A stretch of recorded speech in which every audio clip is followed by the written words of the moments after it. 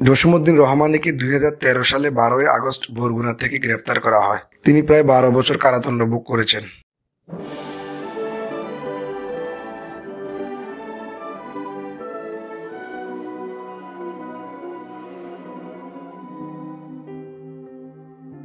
মুফতি মোহাম্মদ জসিমউদ্দিন রহমানী হলেন একজন বাংলাদেশি ইসলামী পণ্ডিত, খতিব, ইমাম এবং বক্তা।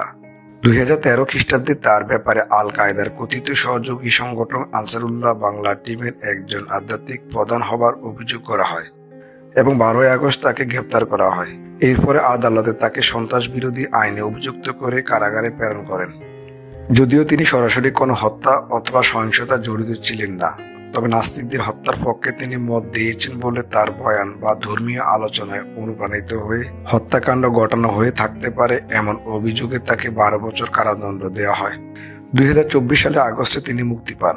রহমানী বরগুনা সদর উপজেলা হিউলিবুনিয়া গ্রামে একটি মুসলিম পরিবারে জন্মগ্রহণ করেন। একটি স্থানীয় মাদ্রাসা হিফজ পড়াশোনা সমাপ্ত করে তিনি 1990 সালে জামিয়া কুরআনিয়া আরাবিয়া লালবাগ মাদ্রাসা হতে দাওরায়ে হাদিস সমাপ্ত করেন। এরপর তিনি দারুল উলুম দেওবন্দে পড়াশোনা করেন এবং হায়দ্রাবাদের একটি মাদ্রাসা হতে মুফতি ডিগ্রি অর্জন করেন। তার স্ত্রী তাসলিমা বেগম তাকে তালাক দিয়েছেন। তিনি বাংলাদেশের ঢাকায় অবস্থিত হাতেমবাগ জামে মসজিদের ইমাম ছিলেন। তিনি বাংলাদেশ ও এর বাইরেও পড়াশোনা করেছিলেন। তিনি আল কায়দার নেতা আনোয়ার আল আওলাকি দ্বারা অনুপ্রাণিত ছিলেন বলে অভিযোগ করা হয়।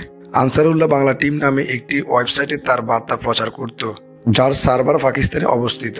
আনসারুল্লাহ বাংলা টিম বাংলাদেশে অনেক নাস্তিক হত্যা দায় স্বীকার করে। যেহেতু আনসারুল্লাহ বাংলা টিম তার বিভিন্ন বয়ান প্রচার করত, তাই অভিযোগ করা হয় যে তিনি এর সাথে সম্পৃক্ত ছিলেন।